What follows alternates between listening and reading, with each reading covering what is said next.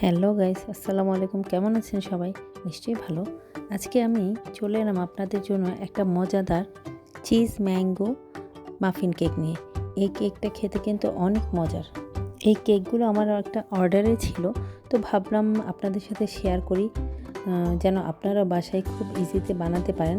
আর এখানে আমি যা যা ইনগ্রিডিয়েন্ট ইউজ করেছি এগুলো বেশিরভাগই আমি বাইরে থেকে এনেছি। তো চলুন শুরু করি। প্রথমে আমি 2টা ডিমের কুসুম আলাদা করে একটা বাটিতে রাখছি, যেই বাটিটাতে আমি আগে থেকে ম্যাঙ্গো কার্ড এবং ফিলাডেলফিয়া 2 টেবিল চামচ একসাথে অ্যাড করে রেখেছিলাম। এটা আমি পরবর্তীতে আপনাদেরকে ভালো করে বুঝিয়ে বলবো।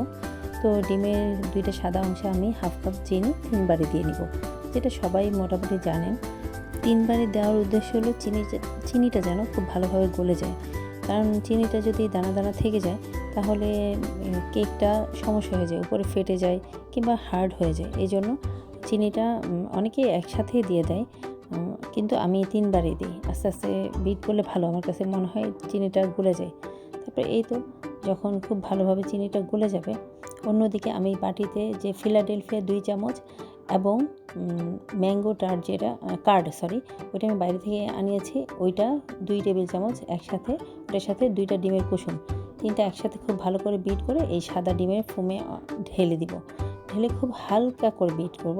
এই পর্যায়ে কিন্তু আমার বিটার খুব কম থাকবে, কারণ স্পিড করা যাবে না বিটারে কাটা।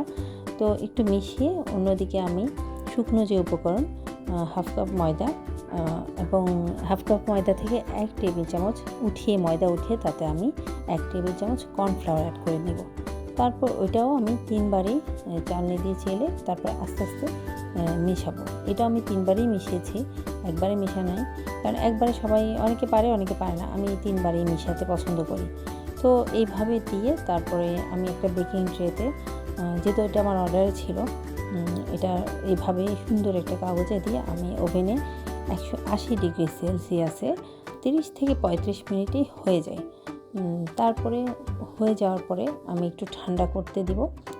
ঠান্ডা হয়ে যাওয়ার পরে আমি ভিতরটা একটু কেটে তাতে স্ট্রবেরি ফিলিং দিয়েছিলাম, কারণ এটা আমার অর্ডারে বলা ছিল ওইভাবে দেওয়ার জন্য।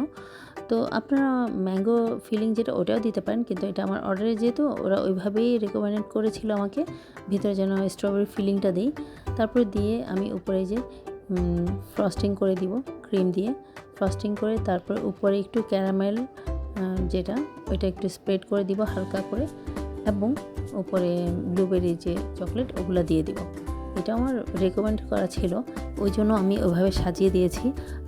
এটা আপনাদের ইচ্ছা মতো আপনারা ম্যাঙ্গো দিয়েও করতে পারেন কিংবা অন্য টপিংস দিতে পারেন, কিন্তু এটা যেহেতু আমার অর্ডারে ছিল আমি ওইভাবে করেছি। আশা করছি আমার রেসিপিগুলো আপনাদের বুঝতে সুবিধা হয় এবং ভালো লাগে।